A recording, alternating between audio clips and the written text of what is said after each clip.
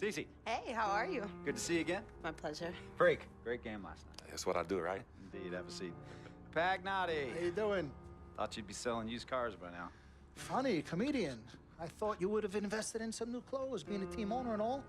I see you still rocking that Goodwill look. Freak, what are you hanging around with this guy for? You know he's bad company, right? Got no choice. He helps me pay the bills. Plus, our mother loves him. Thank you all for coming by on such short notice. You're welcome. So you know why we're here, right?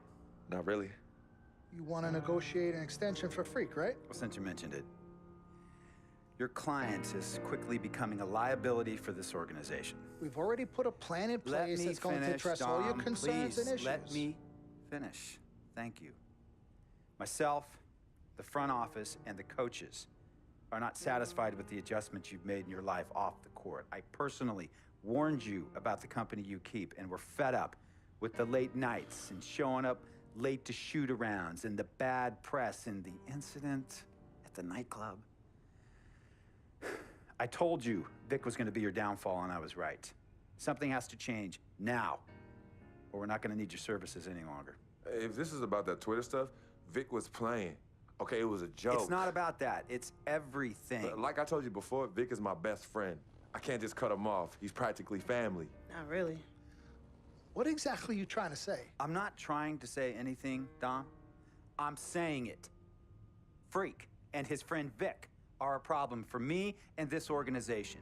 And I called you in here to figure out how we all together can fix this problem. And right now, I'm only seeing one solution. I agree that Freak may need to make some adjustments in his personal life off the court, but that's a learning process. We both know that.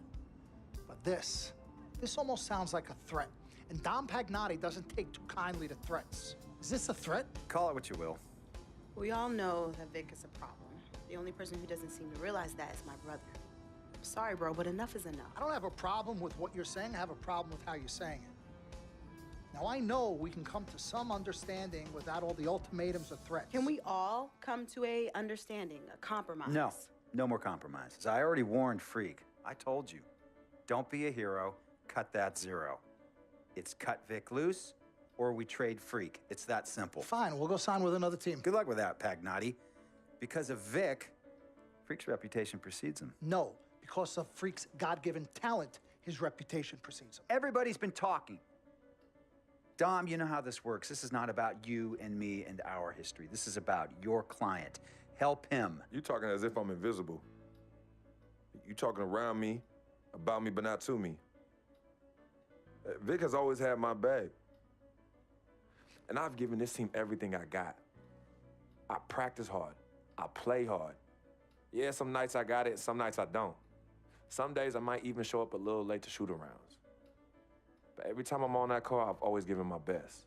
And I see how it is, though. I mean, us players got to be loyal to you, but you don't have to be loyal to us players. Try to give me some father and son talk, talking about how you love your players and how you look up for them. Come on, man. You trying to cut me off like you cut off Izzy. Don't you have people loyal to you no matter what? People you can't cut off? Well, that's me and Vic. Vic and me. Y'all insist, really. They could tell me stop hanging with Vic. What makes you think they won't tell me stop talking to you? You remember in 7th grade, some guys were trying to jump me over some girl. Vic was the one to get some friends just to walk me home. And when they came, we went at it, but I wasn't alone. When I got my scholarship, it was Vic who put the word on the streets that nobody should mess with me because I had a future. Vic was protecting me.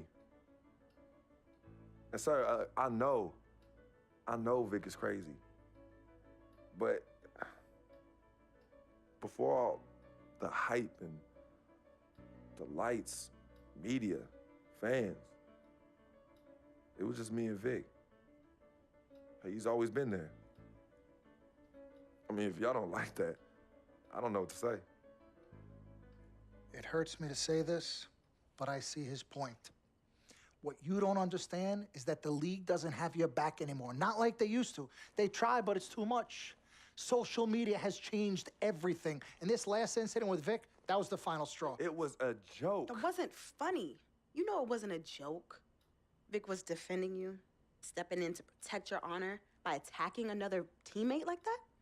talking about his manhood, his wife, his kids, his family, so you can be the big dog on the court?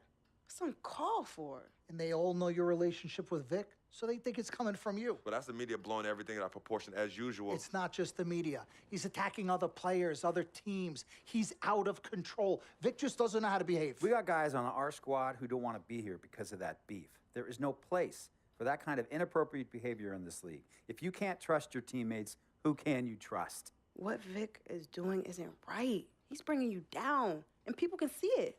I see how all the other players are looking at you. Oh, it's not cool. It's not cool at all. What, don't talk to him? Don't hang with him? You do what you got to do. That's your call. But let me tell you this. You asked me if I had friends that I couldn't cut off? Yeah, I did for a while. Friends, business partners, girlfriends, wives, family that I thought I couldn't cut off. But I learned that sometimes you got to make the hard decisions.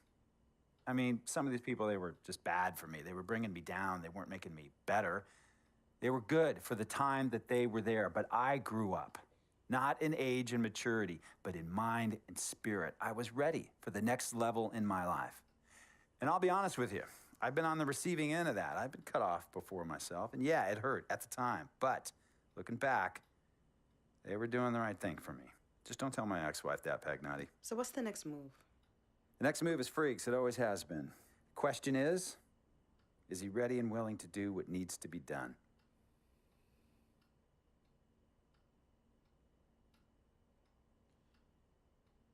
This is messed up. You take a moment to think about it, but think long, think wrong. The snafu should have been cleaned up a long time ago. With or without you, we got games to win. Freak, you gotta handle your business. Okay, we've all said our piece. You might cut me off as your manager, but I will always be your sister. Twin, this is on you. I might not like it, but I will respect any decision you make.